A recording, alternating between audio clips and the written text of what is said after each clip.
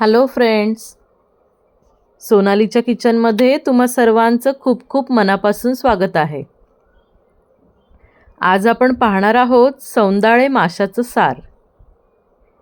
मी बाजारातून 1 किलो सौंदाळे आणले आणि त्यांना छान धुवून घेतलं आणि मग मस्त मॅरिनेशन करून ठेवलं.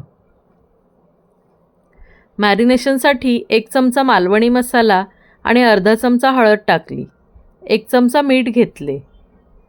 2 बूच भरून कोकम आगळ टाकला आणि 2 चमचे कोथिंबीर आणि लसणाची पेस्ट टाकली.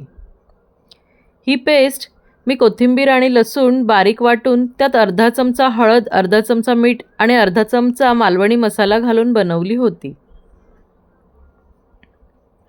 आता ही सर्व पेस्ट त्या सौंदाळे माशाला लावून घ्यायची आहे.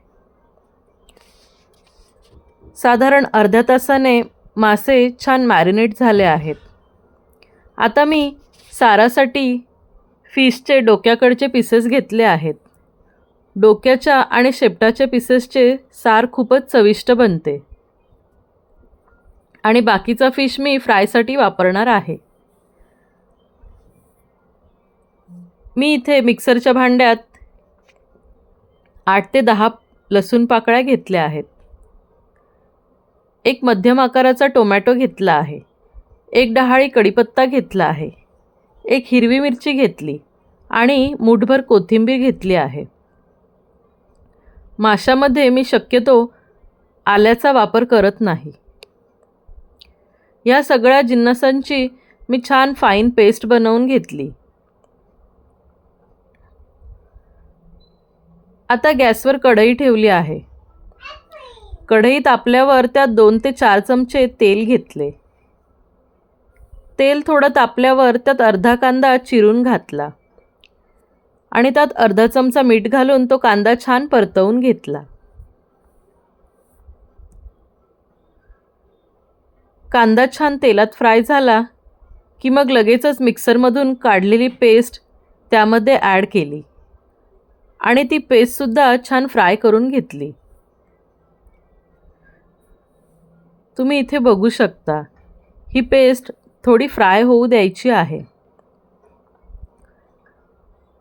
पेस्ट छान फ्राय झाली की आता त्यात 1 चमचा मालवणी मसाला टाकायचा आहे.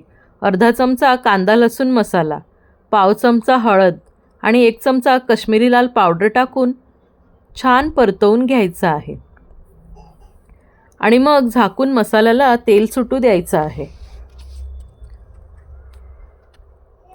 साधारण 3 ते 4 मिनिटांनी झाकण उघडायचं आहे. तुम्ही बघू शकता किती छान रंग आला आहे ह्या मसाल्याला. आता हे मिश्रण थोडं हलवून घ्यायचं आहे आणि मग सौंदाळ्याचे डोकी त्यामध्ये टाकायचे आहेत. तुम्हाला हवे असल्यास बाकी पीसेस पण तुम्ही तुमच्या आवडीनुसार टाकू शकता. आता हे सगळे पीसेस मसाल्यामध्ये छान कालवून घ्यायचे आहेत आणि पुन्हा झाकण लावून 2 मिनिटे शिजवून घ्यायचं आहे.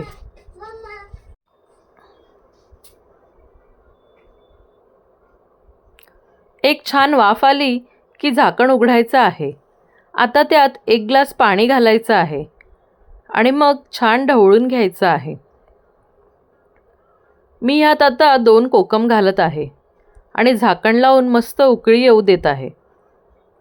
साधारण 5 ते 7 मिनिटांनी सार बनून तयार आहे. खूप चविष्ट लागतं हे सार. आता मी इथे उरलेल्या फिशचं फिश फ्राय बनवून घेतलं आहे. तुम्ही बघू शकता या साराला किती छान रंग आला आहे. हे सार तुम्ही भातासोबत किंवा गरम गरम तांदळाच्या भाकरीसोबतसुद्धा सर्व करू शकता. तर फ्रेंड्स, रेसिपी आवडली असल्यास व्हिडिओला लाईक आणि शेअर करा आणि अशाच छान छान रेसिपींसाठी माझ्या चॅनलला सबस्क्राईब करायला विसरू नका. तोपर्यंत खाओ, खिलाओ और खुश रहो. Thank you.